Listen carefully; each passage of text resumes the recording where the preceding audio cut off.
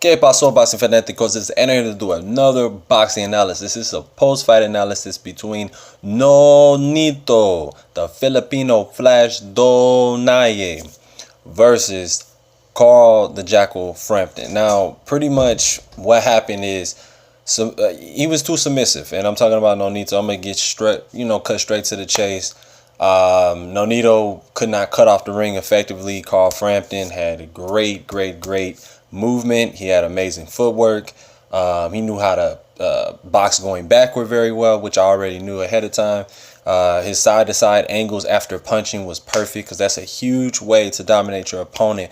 If they don't know how to cut off the ring, just keep punching and then jump to the side and then punch again, jump to the side, punch again. Similar to a Manny Pacquiao type of style. But just in the orthodox stance. And Carl Frampton was just too much for him tonight. He was landing his punches at will. His timing was on point. His speed with his jab was on point. And he controlled the mid-range game. And he who controls the mid-range game, especially, I would say the inside game as well, you're going to win. You know what I'm saying? Usually if you control the long distance, you can win, but it's much harder because eventually you are going to have to face the mid-range game or the inside game. And you have to be, balanced in each variable of the fight. You have to have different intangibles to, have production. If you're not producing, if you're not progressing, you're not going to get better. And that's what I see from Nonito. I don't see him getting better. I see him getting worse, and he's going down, like he's drowning. That's what it looks like each fight now. And Rochelle Donaire says, quit playing this game, and I do not blame her in 11th to 12th round. They should have had that urgency after round 6, to be honest. Nonito, he doesn't pull the trigger, and part of that is Frampton. Part of that is the top level, elite A level of Frampton. Frampton, hate him or love him, he's one of my favorite fighters. One of the best Irish fighters I've seen boxing that style and do it consistently round after round after round after round. So I have to say Frampton is a special talent. He jabs, precisely, punches off of the jab with combination. He does some good subtle things. Let me tell you. All right, let me get the gloves and show you real quick. Now, something that he does is really important. Is when he gets in the gloves, he takes his time and he controls and turns. Control and turn. I don't know if you can see that, but he jabs and then controls you with his hand, keeping you at distance, keeping you from punching and doing what you want to do. And that's a beautiful thing, And Nonito, he's trying to load up, trying to throw those hard hooks, tucking his chin in a Mike Tyson similar style. But one thing Nonito did not do, he did not jab. You have the longer arms. Look at my long arms. I have like a 78-inch reach. You should have the reach advantage. But guess who was controlling the distance and the reach advantage? Carl Frampton with like a 68, 67-inch arms. He got these stubby little arms. Nonito got these longer arms. He could have kept them at bay with the jab. They should have been practicing in the gym and even in sparring 20 jabs per round, at least. He was only throwing 5 jabs. I counted 5 jabs per round. You'll never win a fight against an elite A-level fighter with just 5 jabs per round unless you're doing great check left hooks and you're actually letting him come to you. See, Nonito had no game plan A, B, and C, and D.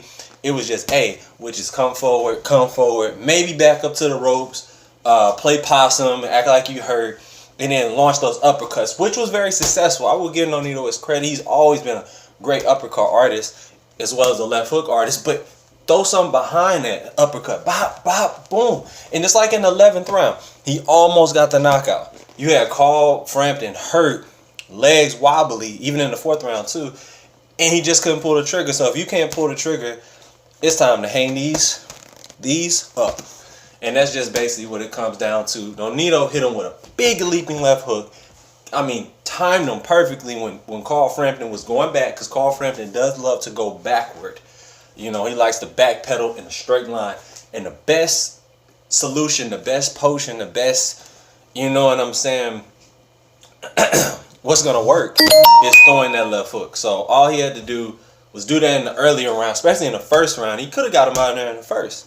But Nonito was not putting intelligent pressure. See, pressure does break pipes, but it has to be intelligent pressure. If it's not intelligent, then you just look like a robot doing the same thing over and over, round after round, while the other person gets to pick you apart. You call it running, saying, oh, Carl Frampton was running.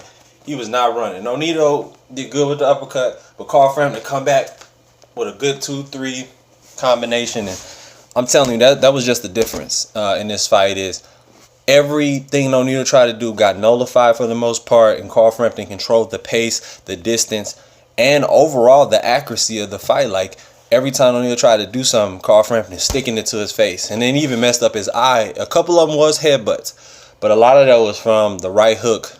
I mean, the straight right hand of Frampton. So, one last thing I wanted to mention in my, when I was in a rush in my analysis with Nonito and Frampton. Another reason I want Nonito to retire, he doesn't do what got him here. Why I started watching him and started being a bigger fan of him than even Manny Pacquiao. And that's the flash step. Let's show the flash step. Let's show the flash step. That's the flash step. You're taking your time, move at an angle, throw the left uppercut, move at an angle, throw the right hook, move at the angle, boom, boom. It's almost like you're ice skating. Bow, bow, bow. And come with the overhand, come with the uppercut. And you're cutting them off. So while you hit them, you know, they try to backpedal and move to the side. They try to backpedal and move to the side. But I'm going to show it again. So,